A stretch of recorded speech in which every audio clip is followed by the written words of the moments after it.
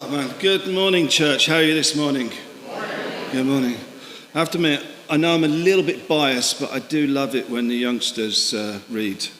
Especially in Aidan, you did so well this morning. Thank you very much. Okay. Good morning again. I hope you're having a wonderful Christmas Eve and you're not too packed out with all the wrapping and everything else. So I'm going to be brief this morning. So this morning I'm going to ask two questions and I'm going to make one simple point this Christmas Eve. And I'm going to be really nice to you and I'm going to make that point straight away. And that is that God loves you more than you can love anything or anyone. Let me repeat that. God loves you more than you can love anything or anyone. So as I speak to you this morning, I want that simple statement of fact to hang over everything I say. So let's say it again. God loves you more than anything or anyone. So here are the two questions as well. I'll be very quick on these as well. Have you ever lost anything? So let's frame this, because I know we've all probably lost something, but it's probably slightly different for each of us. So when you consider have you lost anything, you're probably thinking it's obvious I've lost something. You all probably thought of something in your own head, something you've lost. But let's all get ourselves into the same place. And so let's define it as something as when something is separated from its owner. So have you lost anything? And the second question is, what did you do when you realised you've lost it? As you can see, the answer to the first question and the answer to the second question are directly linked. So let me ask you them again. Have you lost anything? And what did you do when you realised you'd lost that thing? Let me give you two personal scenarios from me. A few years ago, I lost my house keys. I'm sure I'm not the only one in church here this morning that's lost house keys. But on those house keys, there was a little dog tag from the first dog that I owned as a kid, with his name and telephone number. And also on that house keys was a subway token. Remember those old subway tokens we used to have to go on the subway in New York? With a little hole in the middle for the single rides. The second scenario is last year I was sitting at home watching TV, just relaxing, and I got a panic phone call from Gail saying that Aidan had gone missing in the mall. Both of those scenarios are situations where the thing or the person is irreplaceable. But only one had true value. The keys, I was annoyed about, but what are you going to do? But Aidan, I was in Monmouth Mall within 15 minutes running around like a crazy man. I'm not sure who was more upset and relieved when we found him, me or him. Because the truth is, he's irreplaceable to me. And before he gets a big head, because I know he's sitting down there, his brother and sister is as well.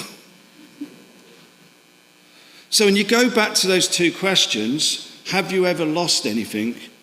And what did you do when you realised you'd lost it? You realise the value of that item negates the actual action that you do. Let me put it a different way. The more we value something, the more acute our reaction is when we lose it. So think about it this way. The keys, they're just objects. I owned them. They were property. I probably placed them down somewhere and forgot them. I didn't realise the loss until, I went to use them. They had a function in life. And it was a simple function of opening doors. Aidan, he was probably following his mother. She turned a corner in the mall. He probably saw a shop window of a Nintendo game, or more likely, decided to play hide and seek without realising the consequences. She became acutely aware of the loss immediately after she turned the corner and he wasn't there. Because he's not property. He has more value in our property, and that value is because he is our son. Let me say that again. The more you value something, the more acute our reaction is if we lose it. So let's go back to the passage, the first passage that Aidan read, which is Isaiah 49, 15 and 16.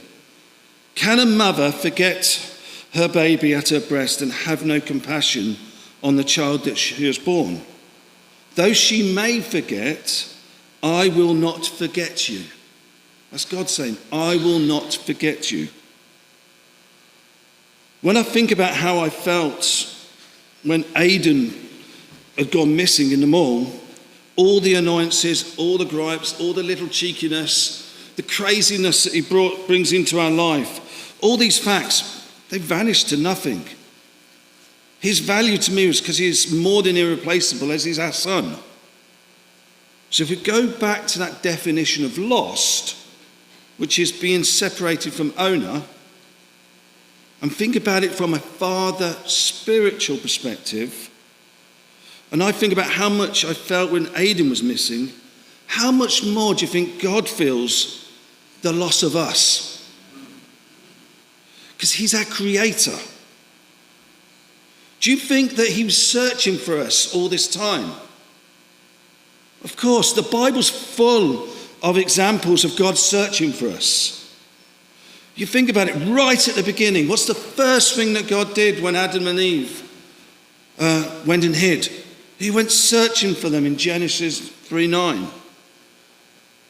When Moses hid and ran from his crimes, and God was calling him back, he called him through the burnished bush. God went searching for him. In the New Testament, Jesus walked up to a Samaritan woman. He knew exactly where she was. He went searching for her in John 4. And ultimately, Jesus dying on the cross is the ultimate God searching for us. So when I was asked to speak at this service, I don't know whether they're crazy or not, but Jared and Steve gave me free license to focus on any subject I wanted. So why am I saying this message on Christmas Eve, of all messages? Well, this is where Christmas comes in. This is the significance of Christmas. Christmas is the absolute, necessary and sufficient proof that God values us, not as property, but because he loves us as his children. He knows we are lost, and he saw the need for a search and rescue mission right back when Adam and Eve hid in the garden. He knew we wouldn't be able to find our way back without him. But he didn't delegate that search and rescue mission to anyone else. We were too important to him. He sent Jesus Christ, who is none other than his only begotten Son. As it says in John 3:16, for God so loved the world that he gave his only begotten Son, that whoever believes in him shall not perish, but have everlasting life. And I think this passage afterwards always gets left off, but I love it even more, which is, for he did not send his Son into the world to condemn the world, but to save the world through him. So yes, Christmas is the ultimate search and rescue mission of God through Jesus Christ. So that is our Christmas message, that God came down as a small child. We call him Emmanuel, which is God is with us. The Word became flesh and dwelt among us. So that is Christmas for you and for me. So as I finish this short, brief homily, I just want you to go back to that initial point, which is God loves you. So let us celebrate Christmas. Let us celebrate the God who values us as people to such an extent, he was willing to send his only Son as a sacrifice to seek and save us. Morning, I hope you have a wonderful Christmas. Thank you for listening to me.